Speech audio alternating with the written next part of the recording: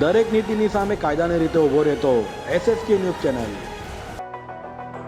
આજકાલ સુરત શહેરમાં હવે તો યંત્ર પર ઓનલાઈન જુગારધામ ચાલતું હોવાનું બહાર આવતા પોલીસે રેડ કરતા 14 જુગારીઓની ધરપકડ કરીને જેલના સળિયા ગણતા કરી દેતા આ વિસ્તારમાં ચાલતા અન્ય જુગારધામ વાળાઓમાં ફફડાટ વ્યાપી જવા પામ્યો છે। સુરત શહેરના જુગારીઓના બંધાણીઓ કોઈ પણ રીતે નવા નુસ્ખા અજમાવી જુગારધામ ચલાવી રહ્યા છે। ત્યારે કાપોદ્રા પોલીસને માહિતી મળી હતી કે કાપોદ્રાની ગાયત્રી સોસાયટીના એક ઘરમાં honest to online marketing franchise નામ પર ઓનલાઈન જુગારધામ ચાલી રહ્યું છે, જેમાં યંત્ર પર આ જુગાર ચાલી રહ્યો છે। યંત્રના ચિત્ર પર રૂપિયા લગાવવાથી 1 રૂપિયાના 9 રૂપિયા એટલે કે 1ના 9 ગણા મળે છે। તે માહિતી મળતા જ પોલીસે ઘટના સ્થળે પહોંચી રેડ કરતા જુગારધામમાંથી 14 લોકોની પોલીસે ધરપકડ કરી હતી। ગઈકાલે કાપોદ્રા પોલીસ સ્ટેશન દ્વારા ગાયત્રી સોસાયટીમાં બિલ્ડિંગ નંબર 114માં એક દુકાનમાં જુગાર અંગેની રેડ કરવામાં આવેલી। આ જુગાર અંગેની રેડની હકીકત એવી છે કે આ દુકાનમાં honest to online marketing franchise આના નામથી વાસ્તુશાસ્ત્રોના યંત્રોના પ્રચાર પ્રસાર માટે વ્યવસ્થાઓ હોય છે,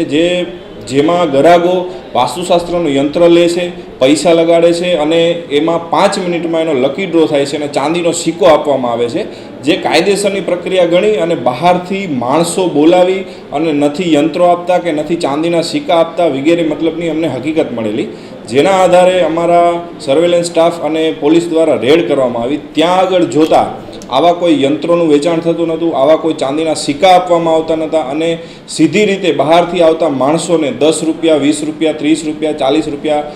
100 રૂપિયા સુધી લગાડી અને જેમાં 5 મિનિટમાં એક ઓનલાઈન ડ્રો કરવામાં આવે અને જેને લાગે એને 10 ગણા રૂપિયા આપવામાં આવે અને બીજાને એ રૂપિયા હારી જાય। આ રીતનો નસીબ આધારનો જુગાર રમાતો હતો, જેથી પોલીસ દ્વારા એક ડિકોઈને ગોઠવી પોલીસે એમને પૈસા આપી ત્યાં ચેક કરાવેલ અને ચેક કરતાં ખરેખર ખાતરી થયેલ કે આ કોઈ યંત્રોનું વેચાણ નથી થતું, આ માર્કેટિંગના નામે કાયદેસરનો જુગારનો અખાડો ચલાવે છે, જેથી ત્યાં પોલીસે રેડ કરી કુલ 14 આરોપી જેટલાની ધરપકડ કરી છે। તેના સંચાલક જયદીપસિંહ ગોહિલ જે આ અખાડો ચલાવે છે તેની પણ ધરપકડ કરવામાં આવે છે અને આ સમગ્ર નેટવર્ક તપાસ દરમિયાન એવું ખુલેલ છે કે ગાંધીધામથી આ માર્કેટિંગ સાઇટ કાર્યરત છે અને હાલ આની ઊંડાણપૂર્વક તપાસ ચાલુ છે અને કુલ રૂપિયા આમાં 1,04,000 જેટલા રોકડા, બીજા સાધનો, મોબાઈલો, કમ્પ્યુટરો આ બધું થઈ અને ટોટલ 2,26,000 જેટલો મુદ્દામાલ પોલીસ દ્વારા કબજે કરવામાં આવેલ છે।